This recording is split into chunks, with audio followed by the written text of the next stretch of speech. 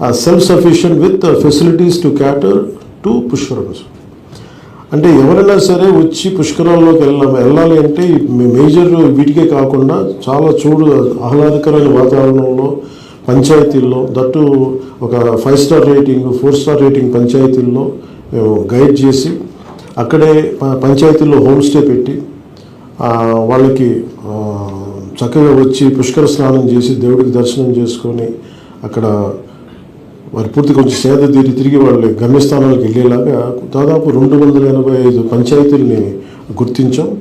దానిని ఎలాగా ఇంకొంచెం మరింత అందాన్ని ఇనుమడింపు చేసేలాగా పుష్కర్ ఘాట్స్ మరింత సౌకర్యవంతంగా ఉండేలా దానికి కూడా పంచాయతీరాజ్ నుంచి ప్రత్యేకంగా నిధులు దానికి ఇవ్వబోతున్నాం. అలాగే మేజర్ ఇప్పుడు కలెక్టర్ గారితో మాట్లాడుతున్నప్పుడు ప్రియా గారితో రాజమండ్రి కలెక్టర్ గారు కీర్తి గారితో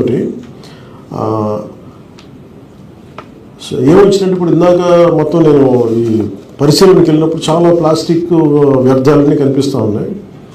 మనం ఎంత శుభ్రపరుస్తున్నా కానీ ఎక్కడో చోట నాలాల నుంచి దీని నుంచి వచ్చేయటం లేదంటే గట్ల నుంచి పడేయటం. దీనికి కలెక్టర్ కీర్తి గారు చెప్పింది ఏంటంటే ప్లాస్టిక్ ఫ్రీ రాజమండ్రి అనే ఒక నినాదంతో ఒక అవగాహన కార్యక్రమాన్ని మొదలు పెడతాం ఈ రోజు నుంచి. దానికి సంపూర్ణంగా మనందరం మద్దతు తెలపాలని కోరుకుంటూ, ఎందుకంటే మన నదిని మన జీవనది, మనకి తల్లి లాంటిది మన నది.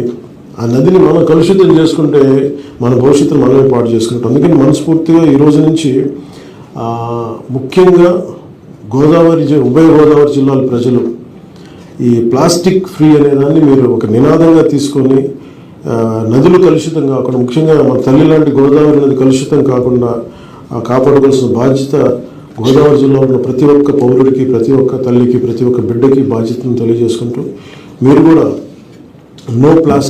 ప్లాస్టిక్ ఫ్రీ అన్నదానికి మీరు కూడా భాగస్వామ్యం కావాలని మనస్ఫూర్తిగా అందరినీ నేను అభ్యర్థిస్తున్నాను. ఇది మొదటి మీటింగ్ మాత్రమే. మేము తీసుకున్నది ఏంటంటే బాధ్యత నా డిపార్ట్మెంట్ కింద పర్యావరణ విభాగం కింద నాకు ఈ కృష్ణా గోదావరి క్లీన్ దీన్ని శుభ్రపరిచే వ్యవస్థ కూడా నా కిందే ఉంటుంది. అది దానికి బడ్జెట్ లేదు. సో దాన్ని ఎంపవర్ చేసి బోత్ గోదావరి అండ్ కృష్ణాని జీవనదులవి, ఆ జీవనదులు ఎలాంటి కాలుష్యం లేకుండా, ఎలాంటి పారిశ్రామిక కాలుష్యాలు లేకుండా ఎలా చేయాలి, ఒకవేళ కాలుష్యాలు ఉంటే దాన్ని అసలు కాలుష్యం లేకుండా దాన్ని శుభ్రపరిచి శుద్ధిపరిచి తిరిగి నదుల్లోకి వదలాలన్నదే సంబంధించి కొంతమంది పారిశ్రామికవేత్తలతో కూడా నెక్స్ట్ మీటింగ్ నేను మాట్లాడబోతున్నాను. వారి సహాయ సహకారాలు కూడా తీసుకొని మన జీవనదుల కాలుష్యం కాకుండా భవిష్యత్తు తరాలు ఆరోగ్యంగా ఉండాలన్న సదుద్దేశంతో దీనికి ఈ రోజున రాజమండ్రిలో శ్రీకారం చుట్టాం.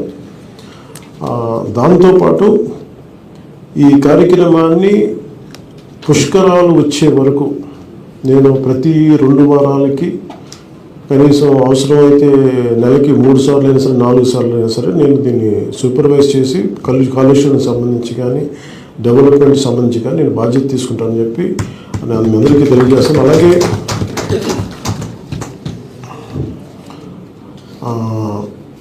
ఈ 6 జిల్లాలకు సంబంధించిన ప్రధానమైన మన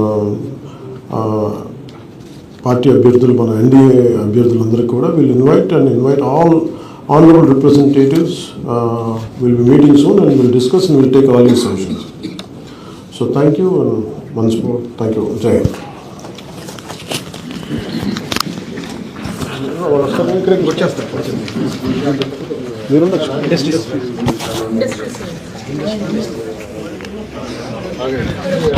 One minute, Babu.